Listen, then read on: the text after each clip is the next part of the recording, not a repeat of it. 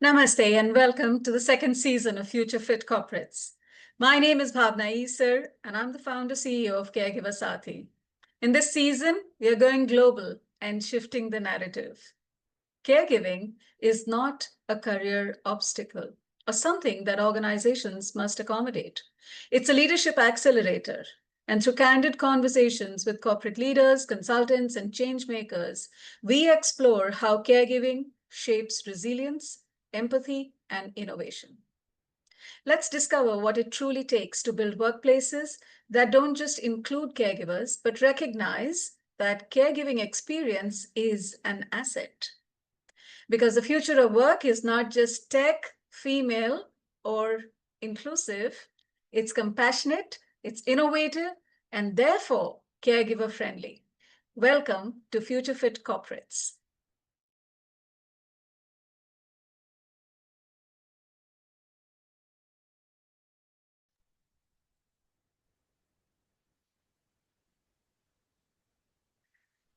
All right. Greetings of the day. I am absolutely excited and delighted today to bring you yet another episode of Future Fit Corporates. Future Fit Corporates, as you're all aware, is the initiative by Caregiver Saathi to talk about those organizations that are keen to invest in nurturing people for driving success. What does it mean for building future fit corporates that are innovative and resilient? We believe that in today's dynamic corporate landscape, the success of an organization is intricately tied to the well-being and satisfaction of its workforce, sometimes beyond the workforce. Future Fit Corporates is an initiative aimed at fostering workplaces that are caring. And would caring workplaces mean caregiver-friendly workplaces? Envisioning future-ready corporate cultures. What does that mean? What does that look like for leaders, for all of us? And how would we innovate and ensure people performance in the changing times for sustainable success? I have been looking forward to this conversation, and today I have with me Chantelle, who is a coach, facilitator, and an organization development consultant based in Cape Town, South Africa, and Berlin, Germany. She specializes in emotional intelligence, adult learning, and Gestalt OD approach, focusing on leadership and team development. Chantelle integrates complexity theory, systems thinking, neuroscience, and other disciplines in her work with individuals and organizations. She collaborates with public and private sector clients, addressing personal development, diversity, and change management. Her clients include government agencies, NGOs, and private companies in Africa and Europe. She has taught in several South African universities and co-founded Gestalt Africa in 2021. Chantelle is an accredited coach, facilitator, Gestalt practitioner with multiple professional certifications and awards. And the most precious, she's my teacher. I am very, very glad and grateful for not just the fact that she is my teacher, but that she has stayed connected and has always been very, very supportive. Thank you and welcome. Thank you, Bhavana, and greetings to all the listeners and viewers. Thank you. I'd like to first start with saying I've read your very detailed, accomplished bio. What would you tell us about yourself that is not covered in this? To the topic of what we're talking about today, I would like to say when I was in my 30s, let me say, I was a very motivated, ambitious, and I wasn't ambitious in the sense of wanting to get up the organizational ladder. I was ambitious in the sense of wanting to make a difference in the world. My early working life was in the transition times in South Africa from apartheid through the anti-apartheid movement into democratic South Africa. So I was very aware that so much work had to be done to fix the mistakes of the past and the oppression of the past, and we needed to build a new society. And so I was very driven, very driven. I wouldn't really say I was a perfectionist, but I had a really driving urge around excellence, etc. And if I look back at myself with some compassion, if I look back at my younger self, I was really not taking care. We're talking about care today. We're talking about caregivers. We're talking about organizations who care. I wasn't taking care of myself. The organization I was in was certainly doing very well out of me working overtime, doing extra things, going the extra mile. And it really wasn't sustainable.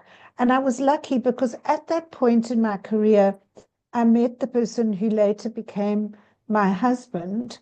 And the interesting thing about our relationship, when we entered into a relationship together, he had this philosophy that in the household, there were two functions. One is production and one is reproduction.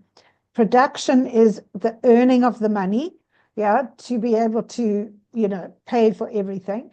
And the other one was to take care of the home, the children, and the ability of the family to reproduce itself, to eat well, to be healthy, to nurture the children, etc. And we had a deal right from the beginning that he would be the productive person and I would be the person to support the family at home. And then there would be a time when we would swap. And I found this very egalitarian and very clear. And there was never like, in 2012, I'm giving up and you need to take over. It was never like that. It was actually quite a gentle transition. And I was very lucky as a consultant that I didn't from the day one have to earn a full income, if you like. I could do little bits, he was doing little bits, and then slowly he did a little bit less and I did a little bit more. And then when the kids were in high school, he was driving them to school and I was the one who was working. And we really had this very clear, but also mutually supportive way of operating. And I appreciated that very much. And at the same time, I did this training in Gestalt, which was all about, as you know, self-awareness, awareness of others. So I was really able to bring this extra element of how do I care for myself so that I can really have a presence with my clients that is resourceful and I can be really available to them. And what does that mean for what goes on at home? What does that mean when I walk out of home? What kind of state am I in? Body, mind, heart, spirit. So I started to work in that much more caring way for self, caring for clients, but managing good boundaries. That's part of what we learn in Gestalt. What's my boundary? What's my responsibility? What's my boundary with the client? The quality of that interaction. What is the client's responsibility? Where's their boundary? Where am I going over the boundary? Where are they kind of coming over my boundary and overutilizing what I have to offer? So these are all the things that maybe sit between and underneath the words in my bio, because it's a philosophy of being as a helper, a healer, and a caregiver in the world, in a way that looks after me as well as the people that I'm impacting, whether it's my children and my family, or whether it's my clients or people that I work with when I teach and facilitate on programs that are for coaches and consultants. So that's what I would say as a little bit extra. And just also to acknowledge, Bhavana, that you were one of the people that came into our Gestalt organization and leadership development program. And somebody who, instead of using the skills like in some big corporate, you're using it in an extraordinary, what I would call social movement to not only impact individual people that are doing important things in the world, but to raise the consciousness of society, to raise global consciousness about that and bring about change. That's exactly the kind of thing that I'm interested in. You know, I'm not only interested in this one corporate that I'm helping to go through a change management program. I'm thinking about the people I was talking to this morning, but I'm also interested that they create a climate and a culture where the people who work there feel loved, cared for. That's what the one leader said. I want people to feel loved, cared for, excited about what they're doing, that they're doing meaningful work. This is what we're looking for in the world of today. This is about being future fit, because it's about, you know, we say in Gestalt, there can be no action without energy. Where do we get energy from? We get energy from relationship, acknowledgement, appreciation, meaning, purpose, optimism, all of those things. And that's what we need to create in our organizations. And that's my work in the world. There's I love the relationship and the clarity around production and reproduction. I um, I absolutely I absolutely relate and resonate with the ambition and the desire to want to shape uh, the world in a way that is beyond just paying one's bills and doing a transaction of services.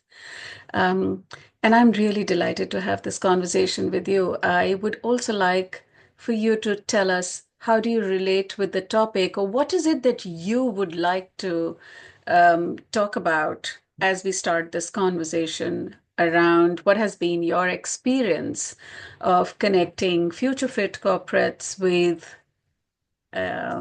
women, with caregiving, with ambition?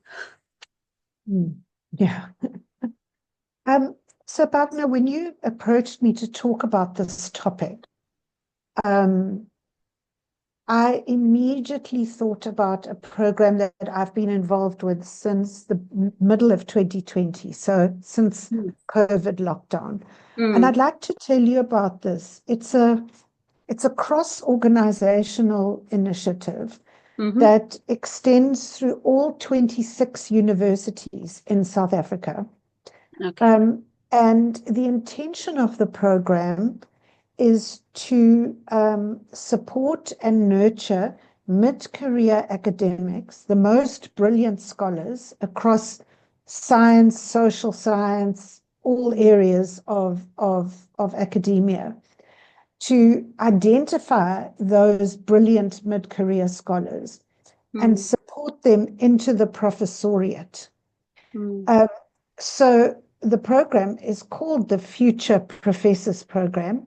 So the connection with your future fit is absolutely there, because the stated objective of the program is to bring these scholars into the professoriate and the leadership of these 26 universities, and to, in doing that, take these universities into the future. And of course, the context is that South African universities have, over, the past, say, however many decades, have been largely dominated by white academics, which are a very small percentage of the population, but the population that was promoted, if you like, during apartheid times. So part of the objective is to transform academia by bringing academics of color, women academics, especially in the sciences, into the professoriate and the leadership of South African universities. Now, what is interesting about this is this program started in early 2020 with a cohort of 30 people, and almost immediately lockdown happened. And the people running the program started to realize that a lot of the academics that they were working with were in trouble. They were sitting at home with elderly parents, small children, illness, and they were trying to teach 400 first-year chemical engineering students on a digital platform. And then after a couple of months, they had to set tests for these people. And the students were all at home. And of course, they were all cheating, looking at their textbooks, looking up the answers online. So it was a very stressful period for this group of people who were, by definition, high achievers with extraordinary doctorates, really pioneering research, really doing wonderful kind of globally pioneering things. And just to tell you a couple of anecdotes, there were some of these women academics who were sitting at home trying to teach 400 engineering students or whatever, with children at home with special needs, children who were, one person had a child with Down syndrome. There were children who had other sort of special needs and needed special care. And of course, with a hard lockdown, none of the support people could come into the home. So how did I, as a mother, I'm teaching 400 chemical engineering students, and in the background is my child who needs me. How do I handle that degree of stress? Yeah. So a couple of months into this, I was invited because I knew one of the people running the program, and I had spoken with this person about how I was working with a couple of teams through lockdown to keep the teams working together. And I started working on this Future Professors program. And of course, I couldn't do one-on-one coaching with 30 people all of a sudden. So I made the decision to organize people into coaching groups of 10 in a group. And I ran the coaching groups, as we would know from our Gestalt work, in the same way as the person system learning group. So an open space where people can share what's going on with them, where the others can say what comes up for them, offer support. And there's so much research at the moment that is talking about how brilliantly effective peer coaching is. And in a way, if I think back, this is what I did with these groups, is create these peer structures so that it wasn't me saying, oh, this is how you deal with this issue. It was me saying, does anyone have anything to share that may be helpful for this person? So I was supporting them actually to peer support and peer advise and coach each other's. So this is what we did. And I will say, to the topic of your what you are working with here, is that there was a majority of women in these programs. And of course, a lot of what they were sharing was their burden, especially in African culture, where it was the woman who had to look after the aged parents, the children, etc. So there was a lot of those dynamics that were being talked about. So I'll fast forward a little bit, Bhavana, to say that since then there have been 2 more cohorts. So there are 86 people that have been through this program. Another one will start next year. I'm also working within one of the universities, 2 universities, with internal programs. One's only for women. The other one is a mixed group of 20-something people, of which, again, at least half or 60% are women. And all of these programs with the same structure, the coaching groups, and then the invitation that if anyone wants to talk about anything very personal or difficult for them, then they can have an individual session with me. So every month, maybe 1 or 2 have an individual coaching session as well. Now, this program has been evaluated because the first year was a pilot program. So there was quite careful evaluation. And what came back was that the sort of technical support of the program, which is how do you get a higher academic rating, really, how do you climb up the ladder of academia? That was all there. They helped them with all of that.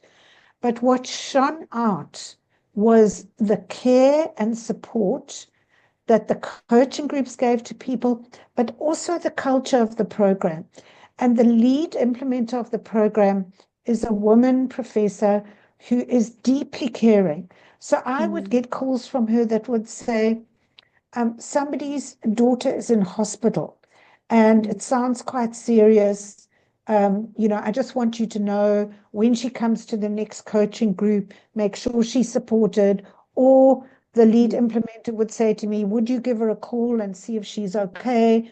And then we brought in a colleague of mine who's also done the Gestalt program, who's a medical doctor and a coach. mm, She came mm, in to help with some of the mental, physical well-being, holistic mm, mm, well-being stuff as well. So we created this whole sort of network of support from mm, Motamang Diaho, who is a doctor, to me, who's a coach, and to the people who were part of the sort of administrative center of the program. So every one of these future professors who felt they needed some kind of support because of a child in hospital or because of a difficult manager who was, kind of bullying them a little bit, or because mm, of student protest. The students in South Africa can be a bit vociferous sometimes, and they mm, protest and then, mm, burn buildings, and, there's that kind of thing happens as mm, well. mm, How do you deal with student protests when you're trying to teach and mm, when exams are happening? There was this network of care that held these 86 people through the 2 years that each group was on the program. mm, And some of the feedback that we got, I'm just looking at some notes. One person, a woman mm, academic who'd had mm. a really difficult time, moved universities. One of the collaborators she wrote a book with committed suicide. So she really had a lot of stress. She said in her evaluation report, the Future Professors Program saved my life, Oh my God. which was extraordinary. Somebody else Mm, said, um, I have transitioned from being functional and making sure I have the right number of publications, all the things that you have to do to rise up in academia.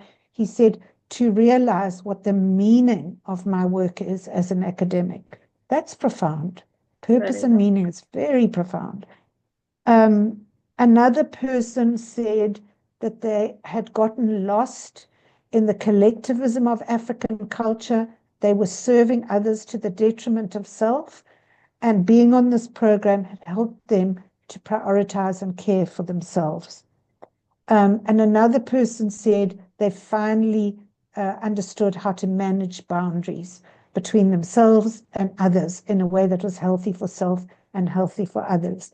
So, Mm, that when I mention these four examples, the kind of psychological work that mm, goes into that kind of redefinition of self, mm, and the way in which the identity, in this case, the academic identity, is refined from something that was a bit unclear for people to something that's really clear, purposeful, with good boundaries, and where people can eventually be more healthy and more whole.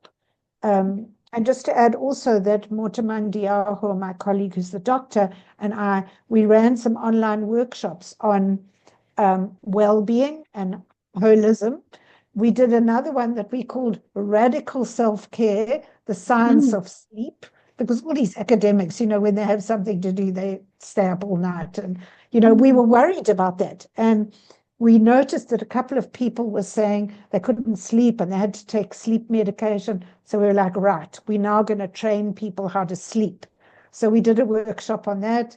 I did a workshop on self-reflection on what's the noble purpose of my work, which is a process I got from Annie McKee, who is the emotional intelligence Harvard writer, who's also a graduate of our Gestalt program.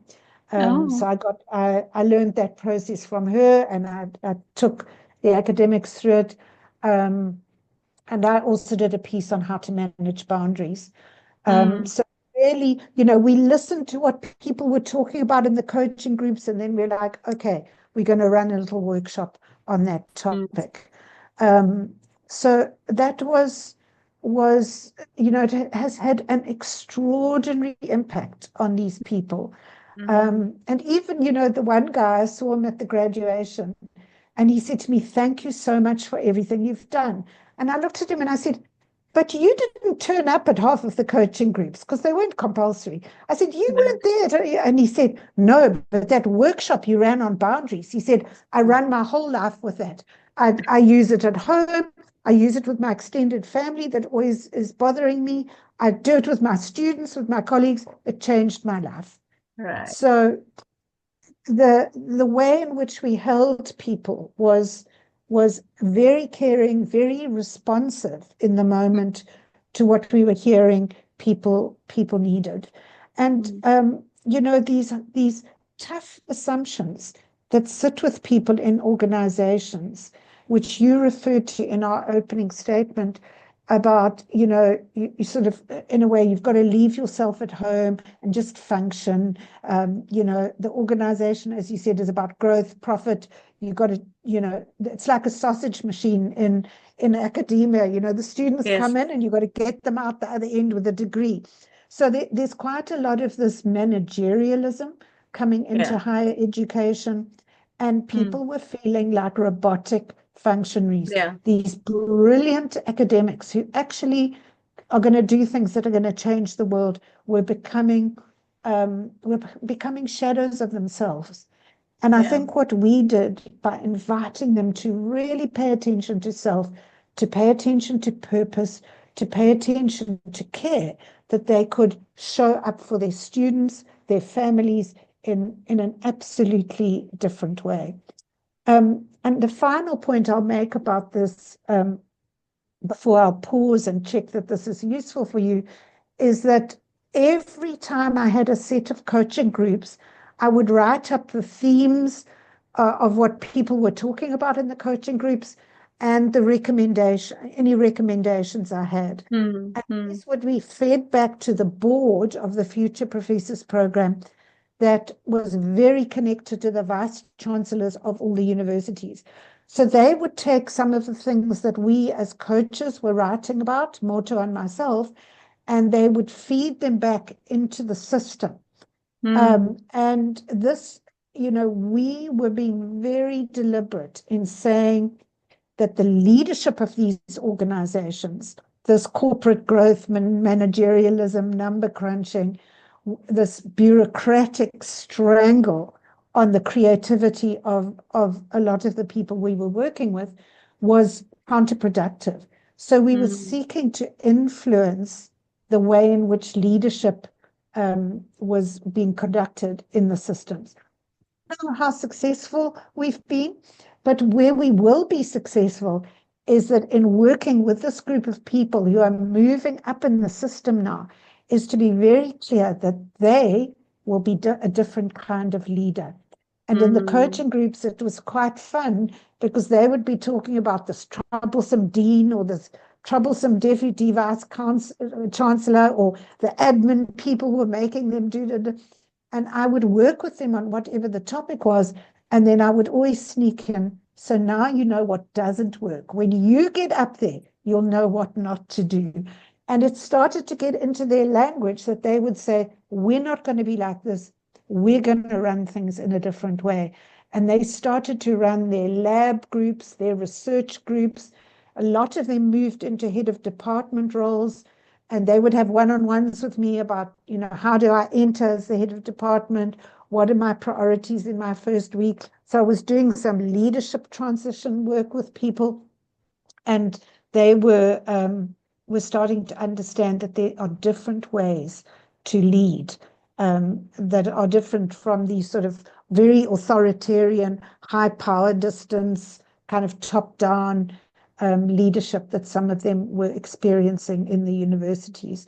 So to your point about future fit organizations, by creating an environment of care for this group of people, we also created what Richard Boyatzis in his book on change is calling social identity groups. So we created a new social identity group for this new type of caring, holistic, relational, type of academic. So Yes. through the care, we created that kind of community. And now this community is moving into the organizations, and the organizations will be different in future because of this. And as I said, they're already starting to manage the people that report to them in different ways. And the evaluation of this has created a big stir in the Mhm. Ministry of Higher Education in the department. And we had a conference at the end of February, and all these officials came from the government department to listen to how the program is run and the benefit. And while we had the group of department officials there, I put all the future professors in a circle, and I did like a big total learning community exercise with them to see what emerged and what they were sitting with as they came to the end of their time in the program. And people thought that was just delightful in listening to the kind of maturity and the awareness that came out of this group of people. So I'll stop talking there and see what are the connections that you might be making with this example. Well, thank you. There are so many points that I have noted. I think that as we shape, it's incredible that one such an opportunity was created to design such a project, because we do want the future to be slightly different from how it has been. So let's do an intervention. Let's take a group of people. Let's understand them, as opposed to we know what's best. We know how leaders should be done, and let's put them through through the standardized programs that we have. So I think acknowledgements to the group of people who allowed for such an intervention to happen, for sure. I also think that I'm delighted that you experimented and created this environment of care, and you've brought in a whole new dimension to care, because caregiving and care is often seen only in domestic settings. Yeah. And it is seen as something that you do with families, with your children, with your older adults. But I love the fact that care is beyond home, and it is in workplaces, and it is in spaces that nurture academics, leaders, and citizens of the future. So, Yes. the fact that and your ability to shape a leader is a function of the experience that you've had. So it is about the education, and it is the experience that you have had, as much as what you say ought to be. We can say and have a cognitive input, but if your experience is not that of care, right, Exactly. then I can say all that I have to say, but I will not do unless I have been through it. I can say, no, that's not what I want to be. That's not the kind of leader I want to be. I have experienced another group in which I was able to be fully myself, and that's the world that I want to create. So to me, that stood out as Yeah. well. And it is very interesting that probably this group of people had a diverse population, Yes. and by diversity of different kinds, and they had caregiving responsibilities. And those caregiving responsibilities, I wonder how they formed and shaped them as individuals, more than just their, role and responsibility, but that, their ability to come in. So those are some of the questions that I have about how were women able to show up or not able to show up. Did women report that they don't want higher responsibilities?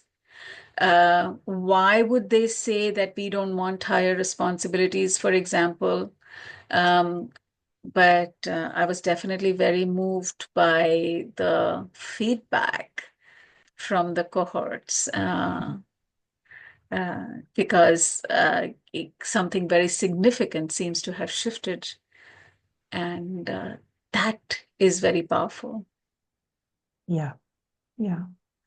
Bhavna, I'll say something particularly about the sort of domestic environment. So, so we were holding really strongly this idea of the whole person in this program. And you know, when I was on the screen with 10 in a coaching group, um, people like somebody's child would come and climb on their lap and they'd turn the camera off.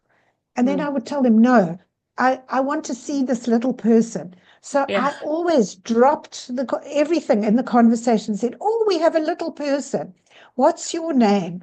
And what are you doing? And all of these are your mommy's friends who work with your mommy or your daddy or whatever.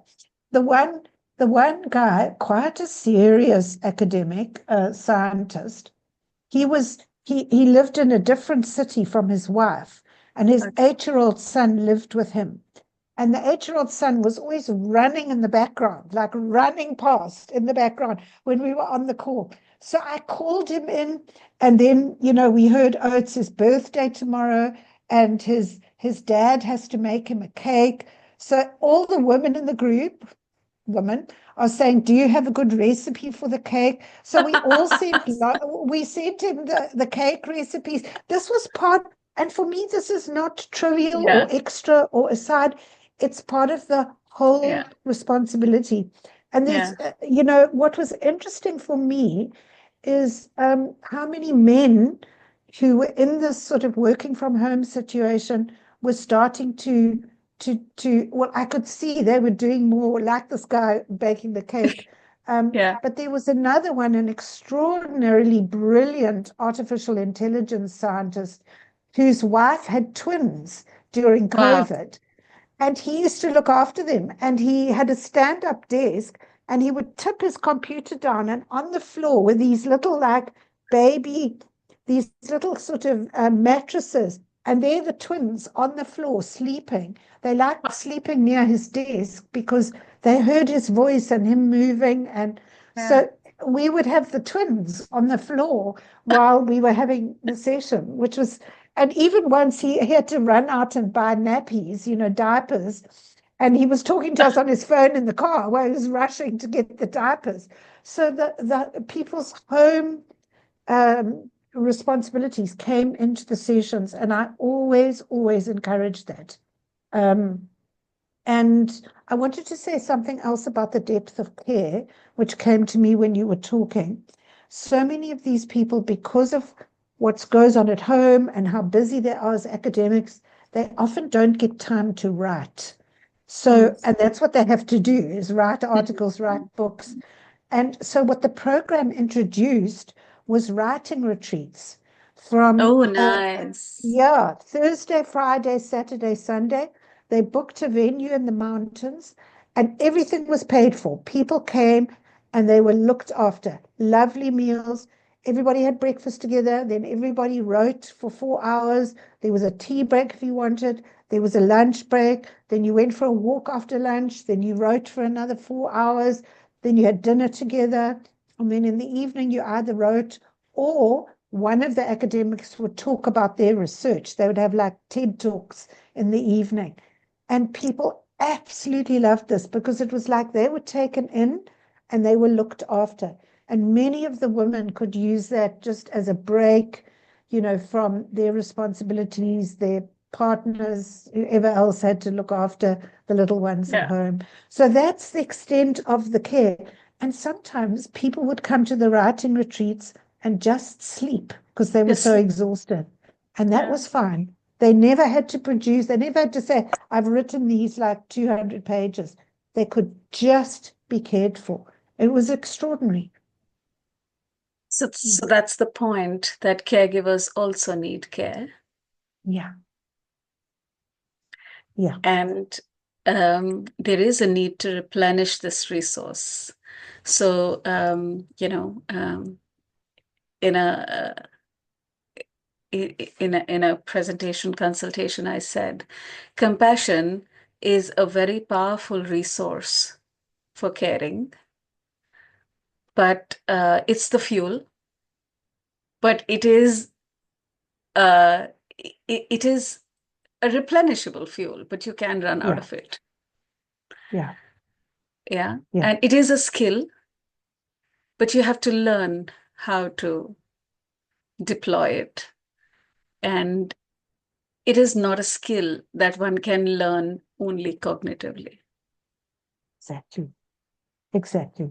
Yeah, So, yeah. I really like a lot of what you've said, and I'm just wondering um, if there was experiences or your in your interaction with individuals that you coach or with organizations that you work with, whether it is in Berlin or in South Africa, how do individuals bring their caregiving challenges to to ambition, to their desire for doing more for themselves or the organization. Um, how does that show up in burnout? So many questions there. Mm, mm. You know, Bhavna, I think most people don't share, but hide their caregiving responsibilities. So they get Yes, apologetic about it. So yes, they'll come to work and say, I'm sorry I'm late. I had to take my child to my mother because she's yeah, no, yeah. So yeah. this, I think we've been so, we know in Gestalt we talk about introjects, like these Mm, authority messages that sit in our heads, which is like, leave your personal stuff at home, don't be emotional at work, function, be productive. And we saw so many in this program, we see so many women, especially, struggling with that. mm, And in the corporates or the government organizations that I work with, it's the same thing. People are very apologetic about mm, being kind of distracted by a sick child or an aged parent, etc. There's not this compassion that comes from the organization. And the other thing I have to say that really annoys me, um, because during COVID, etc., we were all talking about burnout. There's this assumption in some of the big organizations that I work with is, if you have burnout, there's down the passage at the end there, past HR, there's a counselor, like, and you can go and do, the employee wellness program. You can go and do, it's down there at the end of the corridor. It's like it's an outsourced thing, whereas there's a very nice book that came out during COVID called The Burnout Academic, by mhm. the author's name is somebody Moss. It's sitting there behind me. And she's very clear. She said it's not an individual thing. It's a It it's a isn't. systemic organizational thing. And the organization must tackle this. And I can't really say that any of the organizations I'm dealing with have gotten out of this compartmentalization of the well-being of their people to some like sub-department in HR. They simply don't understand that how people feel at work is the job of leaders, even though the research is there. Annie McKee, who I mentioned a moment ago, she's been part of this. She's written this Harvard Business School book called How to Be Happy at Work. And it's all about this stuff. It's all about how the behavior of leaders can be transmitted through emotional contagion to people around them. So leaders create the climates and cultures of organizations. It's not the policies or the anything else. It's the behavior of leaders. And they simply don't get that, even though the research has been out there, Harvard published for at least 15 years or even 20 years. They don't get that. And they think, oh, how people feel, like the HR people can deal with it. And this actually makes me quite angry. They say, oh, we care for our people and we have values like respect and la la la. but actually in the behavior, they're functioning very differently. They're functioning top-down, authoritarian, very critical. People can't make mistakes. It's all too important.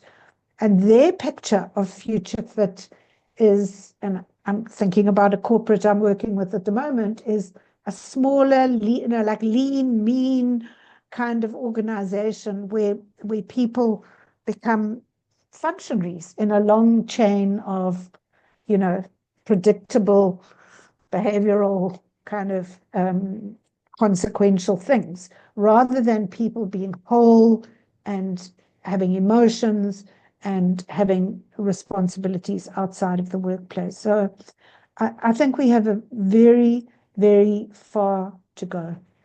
We have far to go. The underlying assumptions in some of these is that we will be very efficient and we will be very successful. And that's a goal to reach. So, for example, in the current world of AI, if everything is reduced to a machine and the machine can do something faster, whatever metric of productivity, then we will be better off. But the interesting news is that even if you were, returning X amount of profit, or you were very, very efficient and productive, to what purpose? The question is out there, but the very strong belief is that if you've got that right, then you're getting this okay. Which leads me to the question that I have for you, which is organizations and leaders or corporates and workplaces. Somebody told me the purpose of corporates and workplaces and businesses is to simply return money for the stakeholders. There is no place for care and caring. And if you think of this as a movement, that we want people to have this, corporates is not the place that we should be having these conversations. I'd like for you to comment on that, one. And I know you partly already spoke about how important it is for people to create the climate. The second part that is linked to this is that worrying about these whole people or these people with emotions, etc., is so time consuming and doesn't give us any real returns. So the more I can minimize that drain, the better it is.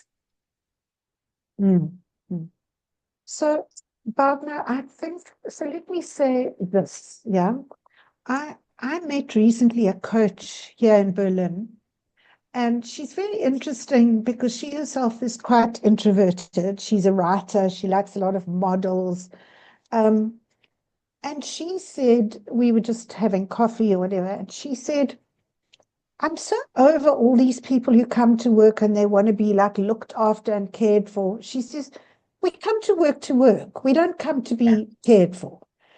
And, I thought, okay, that's a strong statement, being a sort of people's person and a coach.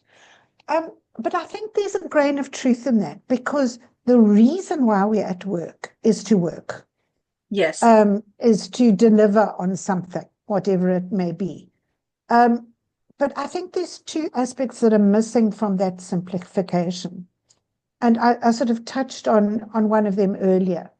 We can't deliver or do work unless we're energized. And what energizes human beings but purpose, hope, and relationship, according to Annie and her research and what's in her book. So as leaders, we need to make sure that people have some purpose, that we have a relationship with them, which could be that we care for them, and that they have some sort of vision for going forward, some hope, optimism, that they're getting something, that they're getting some satisfaction. If you want to put that in Gestalt terms, they're getting satisfaction from their work. So that's the first thing that I would say. So if you want people to work, You've got to look after what energizes them and motivates them. Mm. I thought of something else when you were speaking. Oh, what I thought about is the research of Richard Boyatzis into the different brain networks in the brain. So Mm-hmm. he's got this beautiful piece of research on the task positive network and the default mode network, which are two antagonistic networks in the brain. So they don't work together. Either one works or the other works. And the task positive network is a whole network. It's not left brain, right brain. It's different. It's a cross. It's a network that swings into play in our brains when we're dealing with any kind of logical planning, implementation, Structured. milestone, goal, structured, all of that, yeah, Mm. or calculations or working things out towards a goal, that a Mm. task. The default mode network is when we are dealing with relationships, when we're empathizing with other Mm. people, Mm. when we're Mm. dealing with a shared vision for the group, so any kind of dreaming or imagining, or when Mm. we are thinking about ourselves, our self-awareness, our own process. Richard's research is very clear. The best leaders can switch networks when we want to. So the best leaders can be, oh, this is our vision. So how do we put the plan together to do it? Or Right. we have this set of goal stones. What do we need from our people, and how do we connect with people to motivate them? Or what do I need to do as a leader so that I can motivate people? So the best leaders and the most ethical leaders are the ones that can use both networks. And my goodness me, don't we need ethical leaders in the world? We need leaders who like, if I do this, how will it affect other people? Yeah. And that for me is the piece around why care, thinking about how we impact on other people, thinking about ourselves as whole people, imagining the circumstances of people, which may include family obligations they have, why that's important to getting the work done. Hmm. I'm very strong on that, very strong. Yeah. That But is I will, so brilliant. Bob, now I want to say one more thing. You know, when we talk about caring for our people, I want to Hmm. be clear, we're not juniorizing them. We're not Hmm. diminishing their responsibility. And I Hmm. think we need to be clear about that. It's not that we're creating dependencies. We're saying Hmm. these are adults that we work with, and they need to step up to the boundary with their own responsibility, and I will respond like that. We get into trouble when leaders are like overcompensating or over caring or making allowances for people or not performance managing them when they need a little bit of challenging. You know, so I'm not saying we just like loving and accepting everybody. We have to hold the boundaries with people and keep the responsibilities where they belong. Hmm. You see the boundaries, but you see them with soft eyes. Yeah, yeah. And understanding, compassionate eyes. Yeah, that's nice. Yeah, very Yeah. nice. Yeah. Yeah. Yeah. Good. Um, yeah, I'm given your kind of experience and what you have worked with, what do you think are some of the interjected realities or issues that women usually have to navigate because I don't think we have not all of us have the luxury of the kind of clarity that you spoke about in your household of Yeah. production and reproduction. I mean, to have that clarity from the beginning is quite incredible. And to then let it play out is another thing because, so what is it that you have experienced women come to you with, and what would you like to tell them Maybe or this is the us? same. Yes, maybe it's the same for you, Bhavana, in India. It's mainly cultural in the women that I work with in Africa, especially in South Africa. It's like I hear women saying, I was brought up to serve. And Yeah. when they tell when they tell the stories of their childhood, one woman I'm thinking about has got four brothers, grew Mm, up in an informal settlement, like a slum. mm, And, the brothers could have fun with all their friends in the neighborhood, and she had to scrub and clean and wash clothes from the time she was a very little girl. And now suddenly she's in the workplace. She's a young woman. She's a project coordinator in a development organization. And she doesn't know how to take initiative and be mm, proactive, even though she's mm, very smart, mm, because she's always just had to do what others told her to do. And that's mm, part of the introject. This is what I have to do. I have to do this, I have to do that, and I have to serve what others are telling me I have to do. And it's a very strong piece of coaching to work with that, to say, where does that message come from that you're holding?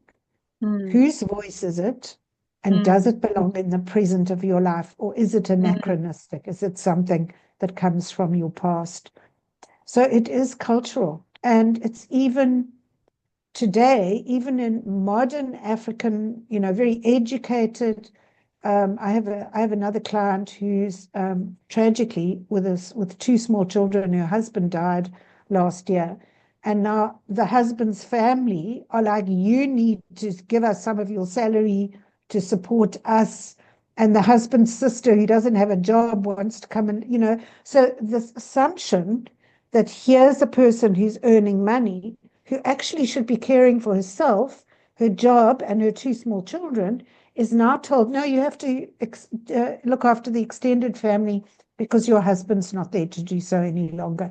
So it's these kinds of cultural burdens, if you like, that people carry around money. In African families, if a person has a really good job, they have no choice. They have to support their sister's children through university, or, the aunt's funeral. So there's a lot of assumptions around family responsibility that come, yeah, for the men as well. But there's caring for others, and caring for the elderly people in the family when they get old, having them in your home, all of that sits, and I imagine it's fairly similar where you are. mm, Um, Again, I'm not, from my position as a white, more kind of Western educated person, mm, I'm not saying this is wrong. I'm saying, what do you need? What do you need to do with yourself? Where are your boundaries? And mm, what are the boundaries that are good for you and your children, to the one mm, person concerned? Like, where mm, do you need to draw the line? What do you need to say no to, and why? And then I help them. How do you say no in a way that doesn't hurt or alienate other people? That's the kind mm, of, it's very delicate work, because one's working with cultural identities some of the mm, time. But people often are sitting with huge tension inside themselves, and being able to talk about it in this way is of enormous relief, and brings some choice into what was a kind of really stuck, um, mm. as you say, Given. introjected situation. Yeah. Yes.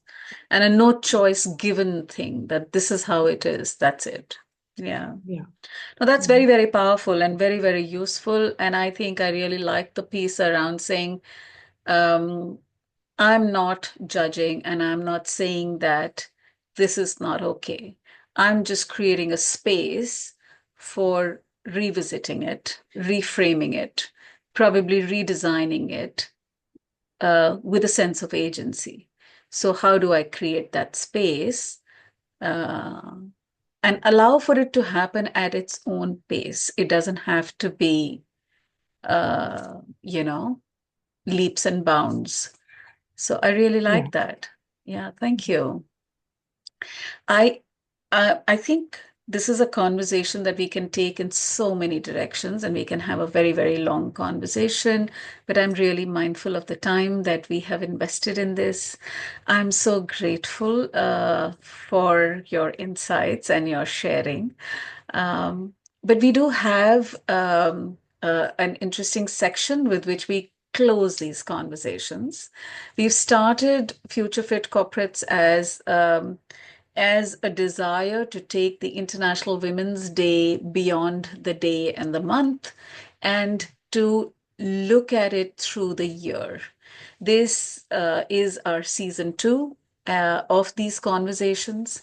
And in this season, we are looking at some global voices, and we are looking at addressing the call to action for International Women's Day 2025, which is hashtag accelerate action.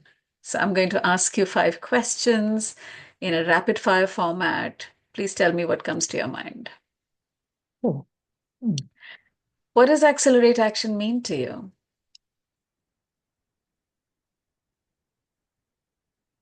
Put out really strong messages that one can back up with research to people like the HR practitioners. They need to understand what we understand, and we need to influence them. Yeah. One of the asks of International Women's Day and accelerating action is saying yes to bold opportunities.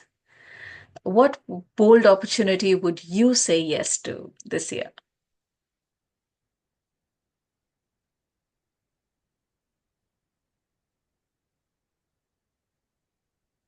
Funny, when you asked the question, I was thinking not about myself, but about others. And I was thinking about how many women can stand up and do a TED talk with a baby on their arm.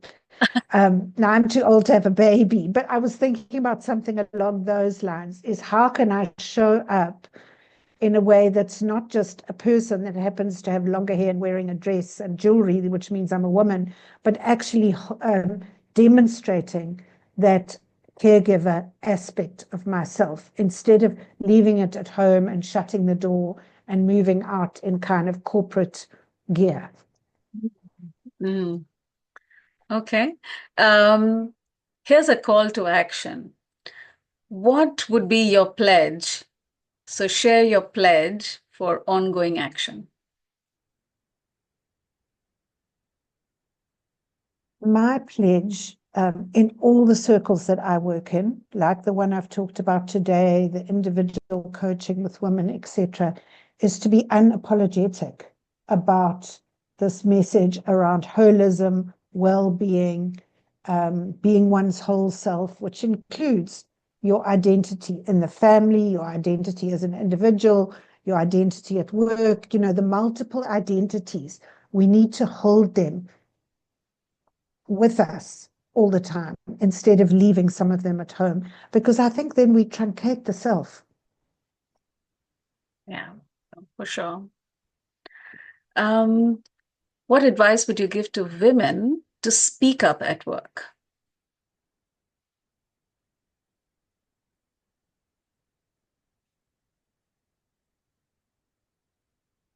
I think what's important for women to speak at work is to feel they are supported, that they have a hand in their back, so to speak. So the advice I would give to women in the workplace is seek out support. Yeah. Find your own, if you like, social identity group. Like these academics have found a group that can hold them in an environment that is sometimes a little bit hostile. So make yourself an identity group at work where you can feel when you speak out that you have support at your back. Create a safety net. Yeah. What's the biggest challenge men and women face as caregivers?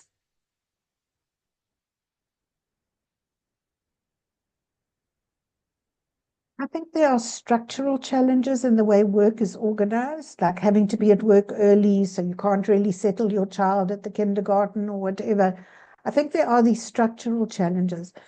But Bhavana, I think there's also the challenge inside that leads us to buy into that. And as I've said previously in this conversation, is to leave my identity as a mother or a father at home. And I love it when I see some of the people I work with who are like, I've got to leave the coaching group early. I'm going to pick up my son from school, especially if it's one of the guys. I'm going, absolutely, off you go. That's what's important. Yeah, So I think we have to get over this hiding of yeah, or downplaying our family responsibilities. Because as I say, we ultimately, it's almost like we cutting off a part of ourselves for 8 hours of the day. And that's not psychologically healthy. nicely put. Very nicely put. Do you think there are any differences between men and women? The challenges as caregivers? Um, I think the sort of serious child development people would say there are. I saw somebody on Instagram, the truth of Instagram the other day, but she was a child development person, and she says that the role of the mother when the baby is anxious is to regulate the baby's system and bring down the cortisol. And women are really good at that, the tone of voice, the kind of somatic whatever that we transmit to the baby. So, there are some, I suppose, biological, psychological differences. But I think there are also the socialized differences where men see themselves in a certain way and women see themselves in a certain way. And I think, like the example I gave of my own situation, we need to work out what those are in our relationships and find something that satisfies both of us. I can see it in my niece and her husband with their first baby. He he's still like in the men got to go to work, come home in the evening, and then the baby, like, and there is a dissatisfaction in him about that. So Yeah. so how can we both get fully satisfied as caregivers within the family and be fully satisfied as professionals? We need to look for that balance, and that takes inner work. Yeah. Yeah. Thank you for that. And like I said, it's with a heavy heart that I have to bring this conversation to a close. Thank you very much for your time and sharing very, very eloquent and elegant perspective. Anything you'd like to say to close this conversation? Over to you. Yeah, just you know me, Bhavna. I like theory and references. So if anyone's interested in the Future Professors program, there's a beautiful book which is available free on the internet called On Becoming a Scholar. Oh, And in really? there, we have a chapter on academic well-being where we've written about this. There's another book being written, so we're busy writing another chapter now on academic identities and Nice. how this program built academic identities. But if you Google the book On Becoming a Scholar and you look at Mm. the chapter on academic well-being, there's more information for anybody who's interested. What a gift. Thank you.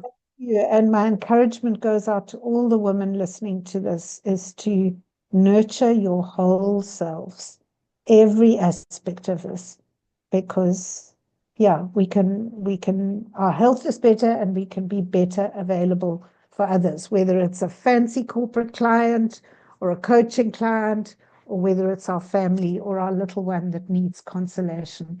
We can do all of that. We have range. Women have range. On that note, thank you very much. And I am sure we will the more people listen to you, we will only be richer. Thank you. Thank Thank you for watching this episode of Future Fit Corporates. If today's conversation resonated with you, don't let it end here. Join the Future Fit Corporates Club or the FFC Club. Explore our full dossier and discover powerful blogs from our past speakers. Let's move beyond inclusion as a buzzword.